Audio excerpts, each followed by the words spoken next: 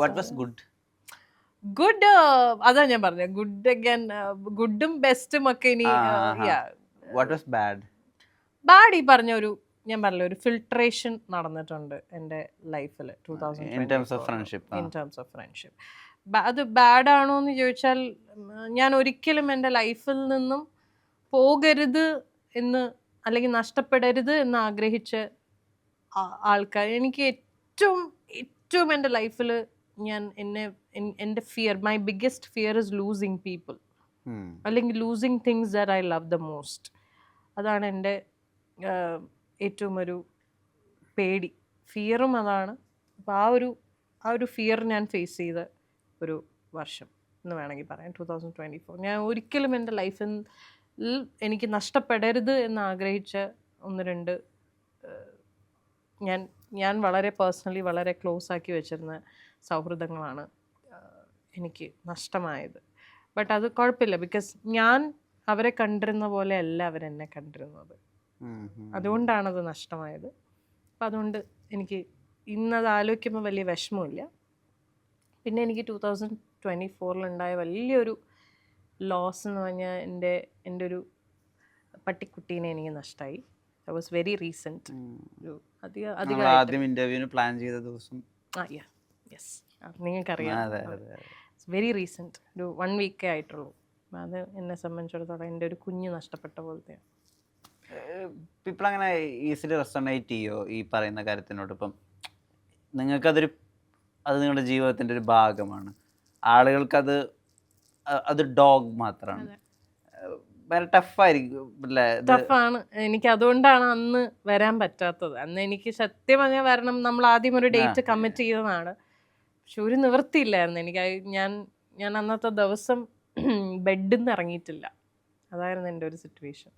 അപ്പോൾ അതുകൊണ്ടാണ് ഞാൻ വരാത്തത്. അല്ലെങ്കിൽ ഞാൻ കമ്മിറ്റ് ചെയ്ത് വെച്ച ഒരു സാധനം അങ്ങനെ ഞാൻ മാറ്റി വെക്കാറില്ല. ഞാൻ എന്തെങ്കിലുമൊക്കെ ഒരു വഴി ഉണ്ടാക്കി വരാറുണ്ട്. അന്ന് ഒരു ഗതിയും പരഗതിയും ഇല്ലാത്ത അവസ്ഥ വന്നുകൊണ്ടാണ് ഞാൻ റിക്വസ്റ്റ് ചെയ്തതൊന്ന്. കാരണം ഇന്നിപ്പോൾ ഞാൻ ഈ സംസാരിക്കുന്ന പോലെ പോലും എനിക്ക് അന്ന് ഉറപ്പായിട്ട് ഞാൻ ഇരുന്ന് സംസാരിക്കില്ലായിരുന്നു. It's not easy. ഇപ്പം ഞാൻ ടഫി it's not easy. It's very difficult. പക്ഷെ കുഴപ്പമില്ല, ഇങ്ങനെ പിടിച്ചു വെച്ചേക്കാം. ഞാനൊരു കുറേ പേർക്ക് അറിയാം. എൻ്റെ പെറ്റ്സിനെ എല്ലാവർക്കും അറിയാം. ഞാൻ ഇടയ്ക്കിടയ്ക്ക് സോഷ്യൽ മീഡിയയിലൊക്കെ ഇവരെ ഇടുന്നുണ്ട്. ഇവർക്ക് അത്യാവശ്യം കുറച്ച് ഫാൻസൊക്കെ ഉണ്ട്. പക്ഷെ അവൻ പോയി എന്നുള്ളത് ഞാൻ ഒരിടത്തും പോസ്റ്റ് ചെയ്തില്ല.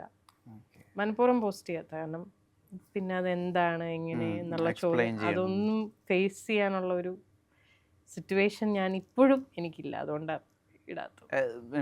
ഏറ്റവും കണക്ഷനും ഉണ്ടാവും റഫിയായിട്ട്. കാരണം you are very loyal, I believe. But nobody is more loyal than the pets. ഇപ്പം പെറ്റ്സിനെ വളർത്തുന്ന എല്ലാവർക്കും അറിയാം, അവരുടെ അത്ര ലോയലായിട്ട് വേറൊന്നും ഉണ്ടാവില്ല. അപ്പം എനിക്ക് ഭയങ്കര എൻ്റെ ഫേവററ്റ് ബോയ് ആയിരുന്നു. ബട്ട് ഹാപ്പി സ്പേസിലാണ്. He's reunited with his favourite person, എൻ്റെ അച്ഛൻ. ഞാൻ അങ്ങനെയാണ് ഞാൻ സമാധാനിക്കുന്നത്.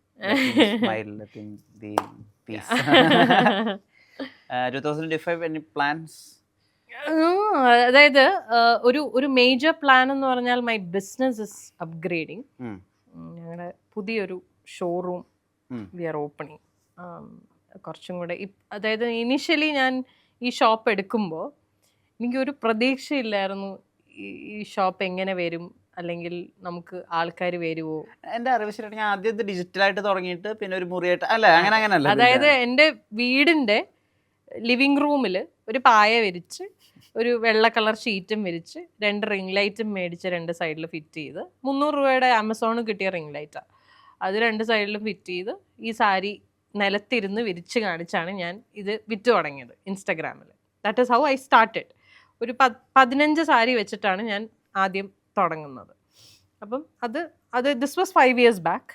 ഇന്നിപ്പം നമുക്കൊരു ഷോപ്പുണ്ട്, ഒരു സ്റ്റാൻഡ് അലോൺ സ്റ്റോറുണ്ട്. സ്റ്റോറ് നമ്മൾ തുടങ്ങിയിട്ട് 2 years ആയി. ഇപ്പം ഈ ഫെബ് ആകുമ്പോൾ 2025 ഫെബ് ആകുമ്പോൾ കറക്റ്റ് 2 years ആവും. അപ്പോൾ ഫസ്റ്റ് സ്റ്റാൻഡ് അലോൺ സ്റ്റോറാണ്.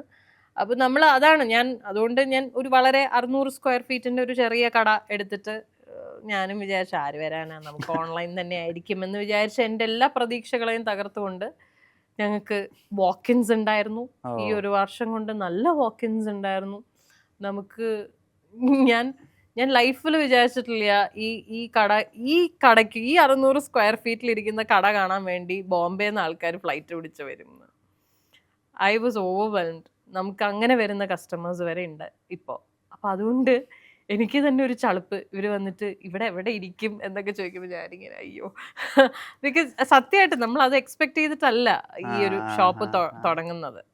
ഞാൻ വിചാരിച്ചു ഇപ്പൊ പ്രത്യേകിച്ച് കല്യാണ പാർട്ടീസ്, കല്യാണത്തിന് സാരി എടുക്കുമ്പോൾ ഓൺലൈനിൽ പർച്ചേസ് ചെയ്യാൻ കുറച്ച് ആൾക്കാർ സ്കെപ്റ്റിക്കലാണ്. അവർ ചിന്തിക്കും ഇതെങ്ങനെ. അപ്പം അങ്ങനെയുള്ളവർ വന്ന് കണ്ടെടുത്തോട്ടെ എന്ന് വിചാരിച്ച് അതിനു വേണ്ടി മാത്രം തുടങ്ങിയ ഒരു കടയാ, ഒരു ചെറിയ സ്പേസ് 600 സ്ക്വയർ ഫീറ്റ്. പക്ഷേ ഞാൻ നോക്കുമ്പം ഞായറാഴ്ചയൊക്കെ തിക്കും തിരക്കാനത്ത് ആൾക്കാർ നിൽക്കാൻ സ്ഥലമില്ല. ഇത് ആൾക്കാർ കൂടുന്നോണ്ടല്ല, സ്പേസ് ഇല്ലാത്ത, കടയ്ക്ക് സ്പേസ് ഇല്ലാത്തതുകൊണ്ടാണ്. അപ്പം അങ്ങനെ നമുക്ക് കുറേ റിവ്യൂസും ഒക്കെ വരാൻ തുടങ്ങി. നിങ്ങളുടെ ഷോപ്പിൽ വന്ന് പർച്ചേസ് ചെയ്യാൻ പറ്റുന്നില്ല കാരണം സ്പേസ് ഇല്ല, അങ്ങനെയുള്ള കുറേ പ്രശ്നങ്ങൾ വന്നപ്പോൾ നമ്മൾ വിചാരിച്ചു ഇനിയെങ്കിലും കുറച്ചും കൂടി ഒരു സ്പേസ് ഉള്ള ഒരു സ്ഥലത്തേക്ക് മാറിയില്ലെങ്കിൽ ഇറ്റ് ഇസ് നോട്ട് ഫെയർ, നമ്മുടെ കസ്റ്റമേഴ്സിനോട് ചെയ്യുന്ന നീതികേടായി. അതുകൊണ്ട് നമ്മളിപ്പോൾ ഒരു പുതിയ ഷോറൂം പാലാരി വട്ടത്ത് എടുത്തു. അതിൻ്റെ ഇൻറ്റീരിയേഴ്സ് പണി നടന്നുകൊണ്ടിരിക്കുകയാണ്. ഹോപ്പ്ഫുള്ളി ബൈ 2025 ജാൻ എൻഡൊക്കെ ആകുമ്പോഴേക്കും will shift to the new store. ഞങ്ങളെ വിളിക്കും ഉദ്ഘാടനത്തിന്. എല്ലാരെയും വിളിക്കും.